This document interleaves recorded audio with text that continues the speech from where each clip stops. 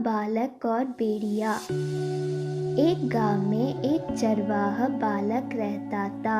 वह रोज अपनी भेड़ों को लेकर जंगल के पास स्थित घास के मैदान में जाता।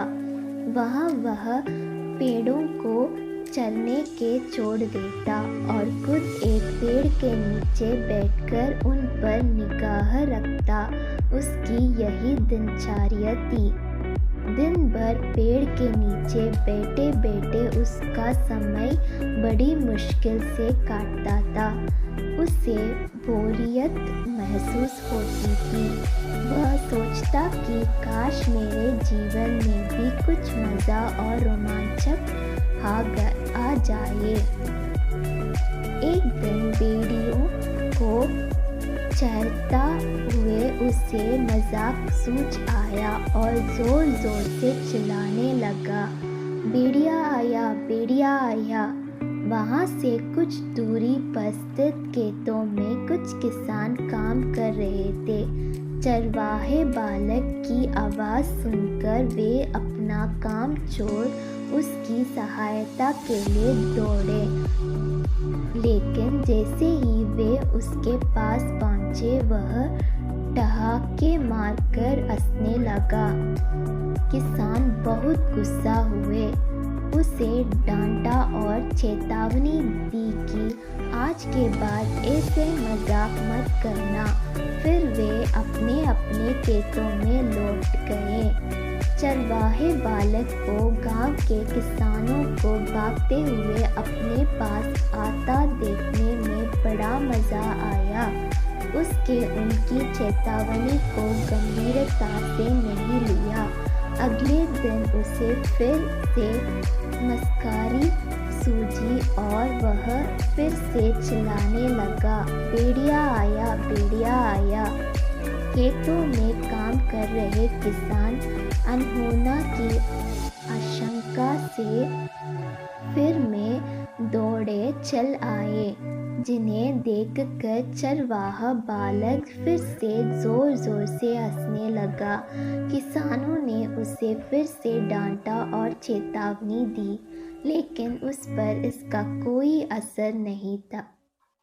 उसके बाद जब वह किसानों को इसी तरह भेड़िया आया कहकर बुलाता रहा, बालक के साथ कोई अनहोना ना हो जाए, ये सोचकर किसान भी आते रहे। लेकिन वे उसकी इस शरारत से बहुत परेशान होने लगे थे।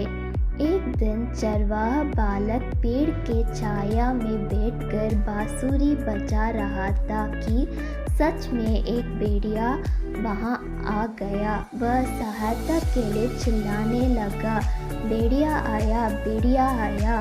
लेकिन उसकी शरारतों से तंग आ चुके किसानों ने सोचा कि आज भी ये बालक उन्हें परेशान करने का प्रयास कर रहा है, इसलिए वे उसकी सहायता करने नहीं गए। भेड़िया उसकी कुछ भेड़ों को मारकर खा गया। चरवाहा बालक दौड़ते हुए खेत में काम करने किसानों के पास पहुंचा और रोने लगा, आज सचमुच भेड़िया आया था, वह मेरे कुछ भेड़ों को मारकर खा गया। किसान बोले, तुम रोज हमारे साथ शरारत करते हो, हमें लगा कि आज भी तुम्हारा हृदय वही है।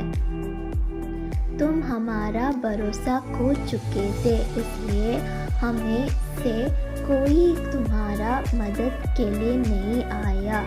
चरवाहा बालक को अपनी गलती का एहसास हुआ और उसने प्रण लिया कि वह फिर कभी झूठ नहीं बोलेगा और दूसरों को परेशान नहीं करेगा। सीख, बार बार झूठ बोलने से लोगों की विश्वास पर चोट पहुंचती है और उनका विश्वास टूट जाता है। किसी का विश्वास पात्र बनना है तो हमेशा सच्चाई के साथ रहिए।